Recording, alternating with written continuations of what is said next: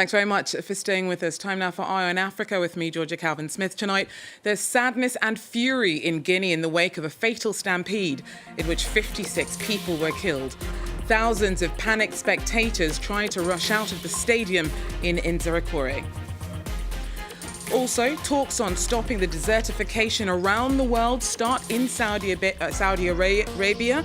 As the talks proceed in Riyadh, Ethiopia faces its own troubles. It's been battling the problem for years, with over 30% of agricultural land suffering from overuse of fertilizers.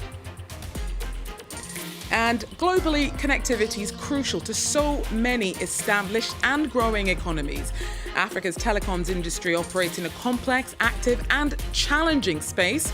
Big picture, the continent's behind in online access. But younger generations are forcing essential shifts. We hear from one of the directors from the UN Agency on Telecommunications and Development. But first, Guinea's announced 3 days of national mourning starting on Tuesday. On Monday, many in the country felt shock, confusion, sadness and anger after the deaths the evening before of at least 56 people in a stampede at a football match. The crash happened in the town of Nzérékoré during the final of a tournament played on Sunday night. Many spectators are still in hospital and there are fears that the death toll could rise. Our Caitlin Kelly brings us more. Bodies lined up as far as the eye could see. That's how one doctor described the scenes at a hospital in Guinea after 56 people were killed in a stampede at a football match in Nzérékoré, one of the country's largest cities. On Sunday afternoon, protests broke out after 2 players were sent off from the visiting side, L'Abbé, and then a controversial penalty kick was awarded to the home side. Local media reported that people started throwing stones, police fired tear gas, and then this fatal stampede ensued in which numerous people were killed and also injured. On Monday, schools and marketplaces and such are shut in the city in mourning, grieving the victims of this tragedy as the local community try to reconcile what should have been a fun day out at the football with what unfolded. Others I've spoken to in Guinea say they are furious and angry at the situation given these tournaments were in fact controversial. They were set up in honour of Guinea's military leader Mamadi Doumbouya, who came to power in a coup in 2021, and since then these tournaments have been quite commonplace. So opposition figures have been critical and said they're part of the propaganda for his interim presidency, or what they see as an illegitimate leadership. Today, Monday afternoon, officials arrived at the scene to assess what happened, find out who is responsible and call for calm amongst the population. Our regional correspondent Caitlin Kelly there for us. Now, 5 women born in Belgian-ruled Congo have won their legal push for compensation from Brussels for having been forcibly taken from their black Congolese mothers and placed into an orphanage over 70 years ago. Now, all of the plaintiffs had white fathers and were abducted and subject to the colonial-era practice that judges have now ruled was a crime against humanity. The appeals court has reversed an earlier ruling that found that too much time had passed since the alleged wrongdoing. The group has called the verdict an historic victory. Thousands of mixed-race children are thought to have been forcibly placed in orphanages in former Belgian colonies in Africa. I'm in heaven. We won. May God be praised. Why did we go through this? To win back our dignity. We were the children of a father and a mother who didn't abandon us. Not at all. We succeeded. Now I see that there's justice in Belgium. I have faith in Belgian justice. Now, talks aimed at halting desertification across the world started in Saudi Arabia on Monday. The COP16 chats in Riyadh run until the 13th. Now, Ethiopia has been battling the problem for years now. Our correspondent sent us this report. In the past 2 years, Muse's land has become less fertile. We were using the same fertilizer from planting to harvest.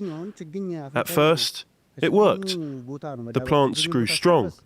But over time, The soil became less productive and the fertilizer lost its effectiveness. He's now making worm compost, which has boosted his onion crop. At first, I only had a few worms. Now, I can produce all the compost I need. Muse's efforts have nearly doubled his production. He worked with experts from the Agricultural Transformation Institute, who analysed 80,000 soil samples to assess fertility. The soils lack those nutrients. And then we designed these fertilizers to make available these different types of nutrients for the soils. That's called balanced fertilization. The ETHIOSIS project started with survey, mapping, and finally, fertilizer recommendation. To avoid overuse, it's important to choose the right varieties. Many farmers use industrial seeds, but they don't always suit Ethiopian soils. This institute preserves local varieties in Africa's largest genetic bank.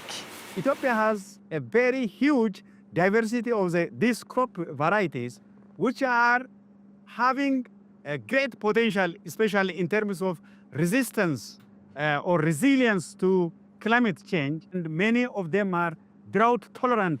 Nearly 174,000 seed samples have been distributed to farmers. The UN says Ethiopia loses 2 billion tons of fertile soil each year.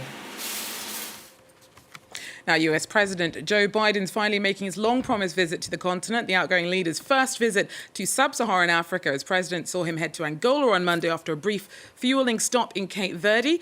He'll be in Angola for 3 days before his trip then takes him on to Zambia and DR Congo. Now, South Africa has taken over the G20 presidency from Brazil, preceding next year's edition, which will be hosted by the US. Now, President Cyril Ramaphosa's pledged to fight for the interests of the continent. Tom Canetti brings us more from Cape Town. On Sunday, South Africa took over the presidency of the G20, becoming the first African country to lead the forum. Cyril Ramaphosa has pledged to fight for development across the African continent. He's outlined 3 major priorities for the presidency, the first one being inclusive economic growth, industrialisation, employment and equality, the second being food security, and the third being AI and innovation for sustainable development. Now, analysts say that a major challenge for Ramaphosa could be Donald Trump's future administration in the US, which has already shown signs of hostility towards multilateralism like that of the G20. This week, even targeting BRICS members with a threat of 100% trade tariffs if they were to band together and create their own currency, which would challenge the US dollar. Now, the agency responsible for communication and telecoms at the UN has pointed out that the continent is falling behind in the global internet rush. Around the world, 5.5 billion people are believed to be online in 2024. That's 227 million more than last year and 68% of the world's people. But the digital reality across Africa, though hugely varied between countries, overall has huge holes, with an average figure being just 38%.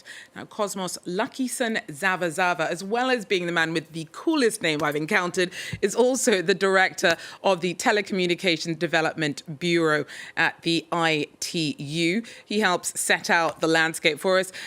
Cosmos, first of all, so you heard what I said there. Give us a bit of a sense of the big picture. What's holding Africa back, and which countries, despite this, are turning out to be pretty digitally robust? Well, thank you very much for having me. There are a number of factors that account for the lack of connectivity in Africa. Some of them related to the diversity of Africa. As you know, out of the 46 least developed countries, 26 of them are from Africa. And out of the 15 landlocked developing countries that have limited access to undersea cables, the majority of them are in Africa. And that's a constraint. We have 32 countries across the globe that are landlocked, and 15 of them are in Africa. And then there are other factors like network coverage. In Africa, we have very limited 5G coverage, whereas in other regions, it is massive and readily available. We also have an issue of urban-rural divide, and affordability is another factor. Gender divide is also critical. Skills divide also accounts for lack of connectivity in Africa. So you mentioned the gender divide there. So of those people who are actually getting online, it looks like there's the difference between the genders is pretty stark. 43% for men, 31% for women. What do you put that down to? And is there any cost to that difference? Absolutely. So about between 80 or 70 and 80% of the population in rural areas are women. The majority of them are women, and connectivity in rural areas is very, very limited. So they become victims because of those circumstances. Affordability also, because they hardly earn much. They cannot afford to be connected. So that pretty much accounts for this divide between men and women. Digital skills also limited literacy in terms of using complicated information and communication technologies also contributed to this lack of parity in terms of gender. Now, so what will it take to change? I mean, bearing in mind that Africa is increasingly projected to take up more and more space and a more important role in the global economy, connectivity is going to be crucial in making that happen. What do you think is needed to improve online access for the continent? Well, quite a number of factors are critical. First and foremost, on the bright side, Africa is the youngest continent, and obviously there is a demographic dividend because according to our statistics, those between the age of 15 and 24 are the most active online. So it's already changing. It's already changing, but I think policy intervention and regulatory intervention that do not stifle private sector and industry innovation, but tilted towards supporting, of course, the importation of devices and the use, of course, without overcharging by the private sector. Another issue is attracting investment into the sector. That is very critical. Promoting innovation is also very important, but capacity building and skills development are very important. So I think the future is bright. There is political will on the continent, and certainly we are going to see things happening. Thank you so much. Cosmas Luckison Zava there on the state of play when it comes to connectivity across Africa. That, though, unfortunately, is all we have time for Eye on Africa. Thanks for joining us, and do so again if you can. Till then, take care.